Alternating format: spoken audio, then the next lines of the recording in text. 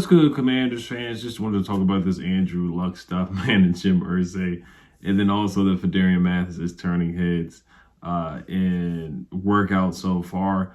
Shout out to my guy Pedro. He just put up the video too. So great minds think alike about Phidarian Mathis. I wanted to put that video up yesterday, but I just wanted to get into a couple of things that I've seen over the weekend. Hope you guys had a great weekend. So before we get started, of course, I want to get into my prize picks for you guys. I got LeBron under 2.5 3-pointers made for tonight against the Warriors. And I got Julius Randle under 2.5 3-pointers made against the Miami Heat. I do have the Heat winning tonight. I do have the Lakers winning tonight too. So make sure you guys sign up for prize picks. You pick 2 to 6 players. Very easy. Just over under props. Use my promo code REALEDOliver. The link down below in the description. Super easy. 100% deposit match using my promo code REALEDOliver on prize picks. So use the description below. You get the 100% deposit match. All right. So let's start off with the Andrew Luck news, man. This kind of like it's kind of getting a little serious. Like, so Jim Irsay, he tweeted out, he's an interesting guy, man. He really is.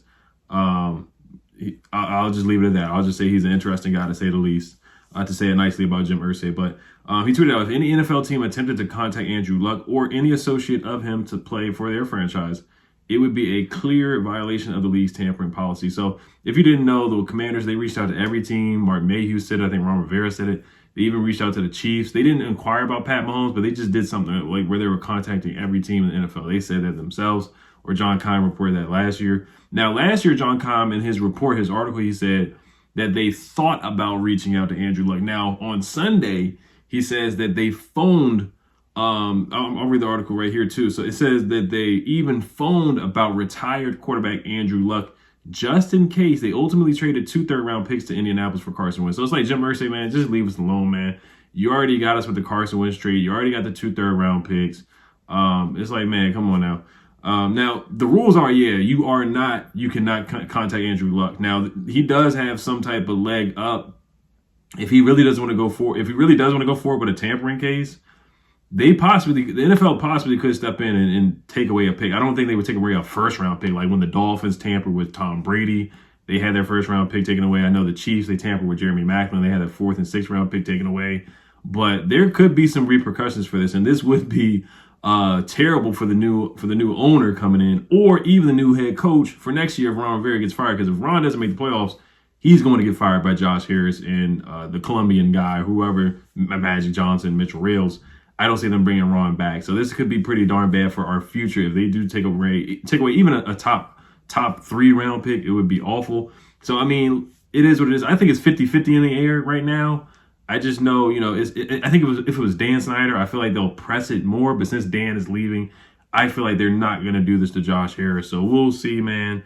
But it's not looking great because it's starting to get some more news and some more steam to this. So, but like I said, who knows if they call the team about Andrew Luck and say, hey, man, is he available? If they did that, that's the proper way to do it. But then again, why would Jim Irsay be upset if they actually contacted their GM and talked to Jim Irsay about it? So I know the Commanders were super, super desperate last year. They contacted every team. So, I mean, we'll see how this shakes out, man. So they ended up with Carson Wentz.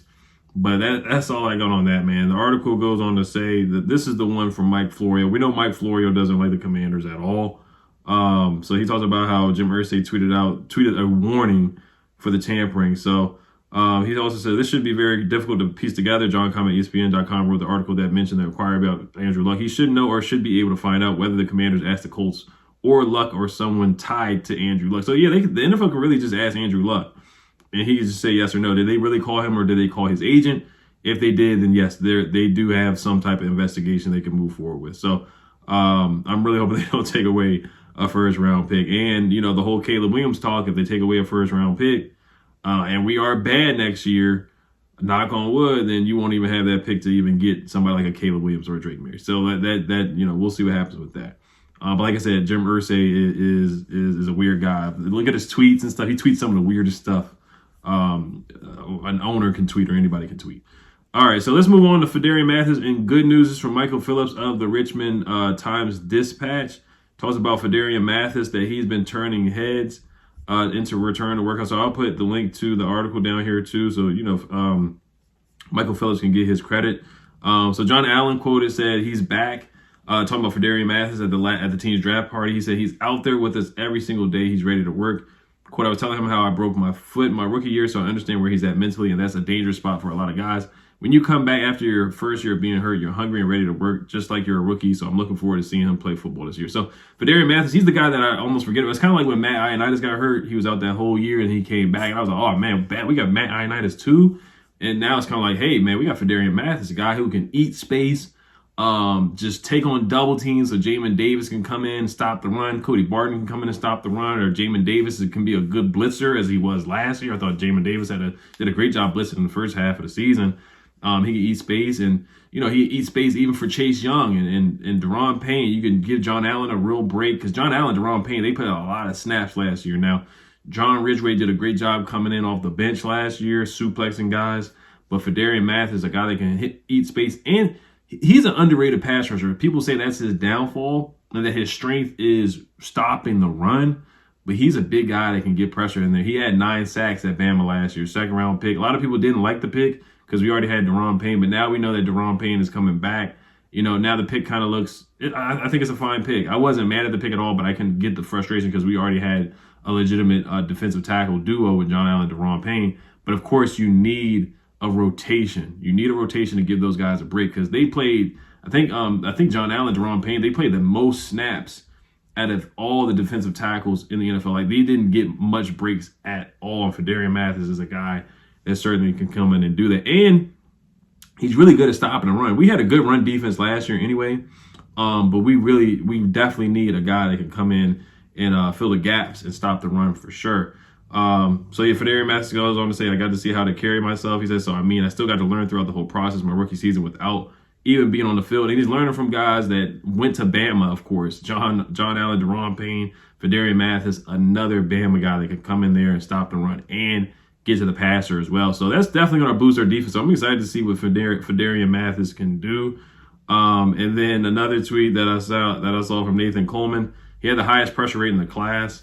3rd in sacks per games for interior D lineman at Alabama his senior season. So he had a torn. What was the injury that he had? It was a torn, not a meniscus, but what was the injury? It was crazy. On the first game of the season, he got carted. Yeah, he tore his meniscus and missed all but the very start of the 2022 campaign against the Jaguars in the game that we won. He was carted off the field. So I'm excited for Phidarian Mathis, man. I can't wait to see this guy play.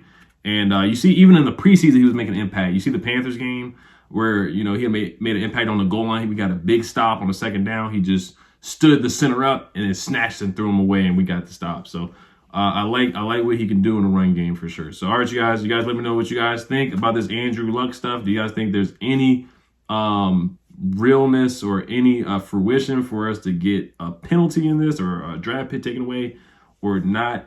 And then let me know what you guys think about Phidarian Mathis. And like I said, I got the Heat winning tonight in the playoffs. I got them beating the Knicks, and I got the Lakers beating the Warriors tonight. But I wouldn't be surprised if Steph goes off for like 50. I wouldn't be surprised at all. I think this is going to be a big game for Steph. So if you're going to take the over on Steph's points too, I think he's at like 28.5. So I'd probably take Steph on the over with that too. So all right, you guys let me know what you guys think. Hell's Commanders. Peace.